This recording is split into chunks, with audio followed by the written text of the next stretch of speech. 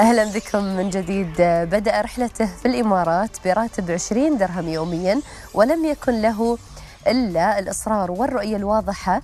دبي منحتها القوة ليؤمن نفسه ويواصل مسيرة الاجتهاد.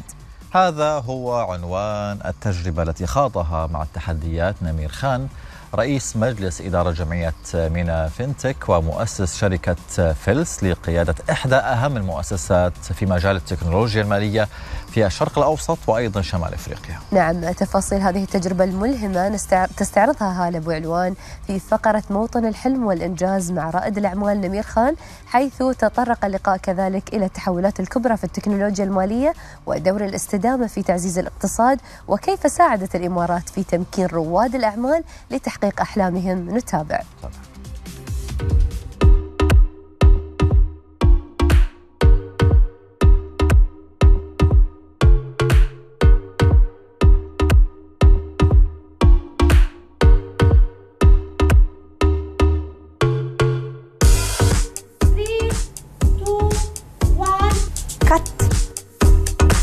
بيسعدنا أن يكون معنا اليوم السيد نمير خان، المؤسس والرئيس التنفيذي لشركة فلس. Good morning, Namir. Great to have you here today. Thank you for having me.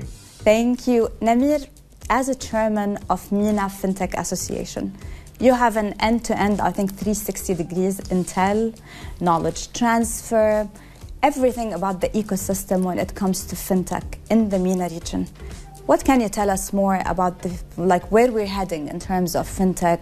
What's the status of this ecosystem and what Meenah Fintech Association is doing to empower that?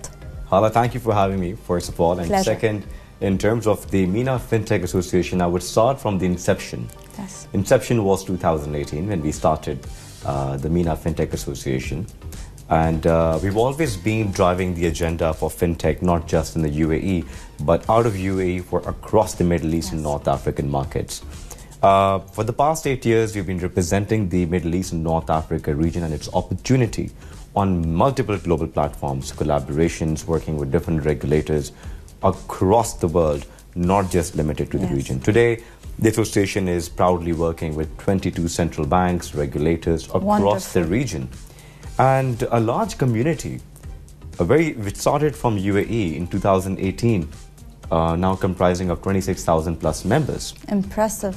Amongst the top 4 fintech bodies globally, proudly again headquartered out of UAE, is a great testament to many things that this country has to offer. Yes. And but where are we heading towards, and what the association has been doing is very important to understand. This region is around 411 million people plus, representing a very young population. At the same time, this region is also representing a young population that is adopting digital and new technologies faster than any other place in the world. Now, when there's a younger generation and population adapting to newer technologies, and hey, let's kudos to the leadership over here who has been opening doors for this. So we're looking at artificial intelligence and future of finance as a very key sector of growth, sustainability. This leads me to my other question I'm having. In terms of fintech and sustainability merged together, it's a great idea. And congratulations for establishing FILS. Yeah. And you tap into sustainability, environmental impact, carbon footprint with payment systems, and use lots of advanced technology. Yeah. Tell us about this cocktail. This is a beautiful, I'm really passionate about it since the very beginning, and I'll tell you that it's a very important thing to understand. Payment plays a very critical role when it comes to our consumption. So whether it's a 50-cent purchase or a $100 purchase or $1 million trade, these are all transactions. Yes. And transactions set the foundations of economic activity. Yes. Economic activity leads to consumption, and consumption leads to creation of emissions. As we speak today as well right now, economic activity is booming and booming. That is translating into emissions. That sets the foundation for us. What we did is that we wanted to basically ensure that we are able to establish an infrastructure that is able to tackle granular level payments and also large level payments, which could be millions of dollars as well. But that's what we established, a digital infrastructure. So enabling on a retail level, a corporate bank or logistics company having tens of thousands of fleets, being able to manage their emissions on a logistical level, banks being able to understand the emissions when it comes to retail banking or corporate banking, and even large retailers and merchants today who have a requirement to understand their emissions on a granular level, being able to understand how much they've been producing emissions. So that is all possible through payments. If you want to give the audience like practical examples where they can understand how Fils found a solution for them. Yes. Can you share some like real life examples? So for a normal layman today, it is very important for all of us to understand our own impact on the environment. Yes. And the best way to do this is consumption Yes. and your payments. So the solution that we had built was such that banks now are able to educate their customers. Yes. Or retailers are able to educate their customers, the emissions being generated at a small level on every single transaction. So whether I'm going to buy coffee, whether I'm buying an airplane ticket, or whether I'm actually shipping 10 containers from UAE to some other part of the world, I'm able to see the environmental impact against it. UAE is a great adopter and supporter to the whole idea. Yeah. Like at the government level, where do you see support to Fils? Absolutely. I think I wouldn't be here, nor Fils would be here, nor the association would be here if there was no government support. Absolutely. One thing that is absolutely terrific about UAE is how the leadership gets involved on every level. Be that a startup or be that a billion-dollar company. Yes. The leadership is involved and it drives. And I'm a living example of it, right? Yes. So in terms of the support that has been provided to us directly and indirectly, UAE leads sustainability. I can proudly say that when it comes to climate finance, enabling regulations. Yes. When it comes to enabling climate finance, we lead it. Second, platforms that have been set up in UAE itself that encourage entrepreneurs like me to come to UAE and set up their businesses. And here, if I may, I will interrupt. I know, like, if you wanna, would love to share with the audience. I know that your start was not easy. Yeah. And you had lots of challenges. Yeah. And you had a dream, but probably at certain times you might have felt it's impossible to achieve. But Dubai made it possible. If you may walk us about your starts and what led you to here. Well, every time I talk about this, I have goosebumps because it's very something emotional for me. Because it's genuine. I started in UAE literally 20 dirhams a day. I used to live. I knew 0 people. I moved here 2017. It's been a small journey, but an incredible journey, I must say. Living 20 dirhams a day with not having much or possibly 0 connections. But one thing that I was wealthy with and rich with was commitment, determination, and I knew my vision where I had to go towards, right? So that is something that I started with over here, and that took me miles. The journey was not easy, but the important thing that is very critical when you are in UAE is your dreams do come true if you dream big. And that's the platform that this country had provided me, which was not provided, no other country would provide me. I call UAE fresh concrete, where you have the opportunity to leave a mark. Yes. Which you would not get it anywhere else in the world. Absolutely. The UAE always actually adopts and supports hardworking individuals with dreams, and not only dreams, determination to achieve that. And they really support and open doors. But also if they see you are determined towards that. And this is actually fascinating about this country here. The opportunity is here. The future is here. I feel like home. I feel comfortable.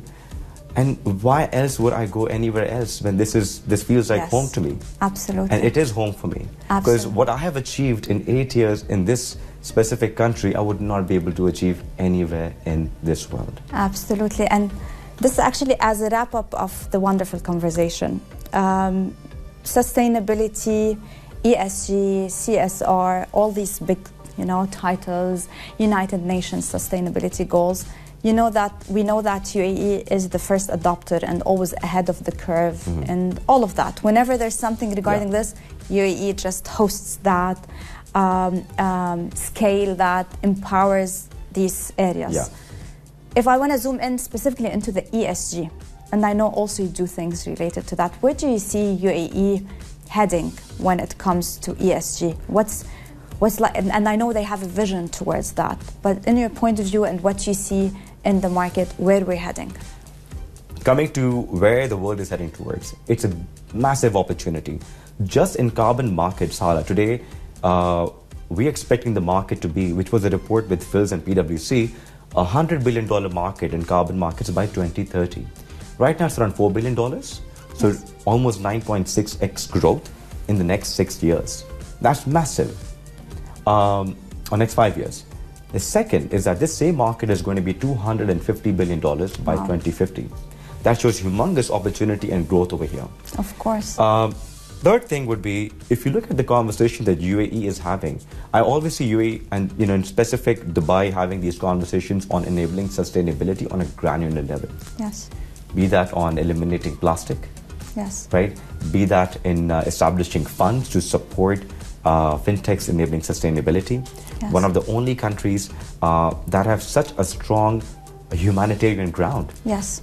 Like, if you look at it, ESG is not just limited to environment. Of course. There's social, there's governance. Yeah. Overall in the region, all the countries look up to UAE. Why? Because they want to take the steps after what UAE has done. Yes. So it's always a pioneer. So we're already taking those steps when it comes to climate finance, which is critical. And the thing that we need to certainly look at, I think, furthermore, although we're already driving leadership forward, is that climate finance is a tremendous opportunity and a tremendous economic opportunity. Absolutely. Right? Countries all over the world are looking to be now climate hubs. Yes. UAE is very more, is way more advanced. Ahead of the curve. Because of the infrastructure. Way before. Infrastructure, regulations, yes. talent, livability. And that is why all over the world, people are having one conversation. Yeah. Okay, how can I move to Dubai? Exactly. How can I move here? How can I move to Dubai? How can I set up my company in Dubai? Yes. That's what people are talking about. And I think what differentiates Dubai is ESG, environmental, social, and governance. It's just not tick box exercise. It's a belief system. They have it here in the region. It's a way of thinking, way of life. It's not just to satisfy or to show the world. It's just a way of living. You know, one thing I'm really proud of, when I see the leadership, and when small things matter. When they basically put humanity, values, biodiversity. When I say biodiversity, the love for the animals. Yeah. These are small things that show you the softness. Of course. There is, you lead with determination. Yes.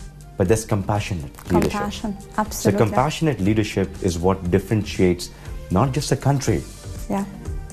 It differentiates a community. Yes. It differentiates a company itself as well. And that translates into the new emerging companies as well, because then it's in the DNA.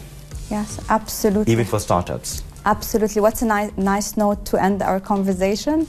Namir Khan, thank you so much for being with us today. Thank you for having me, Hala. Thank you. Pleasure. Thank always. you. Thank you.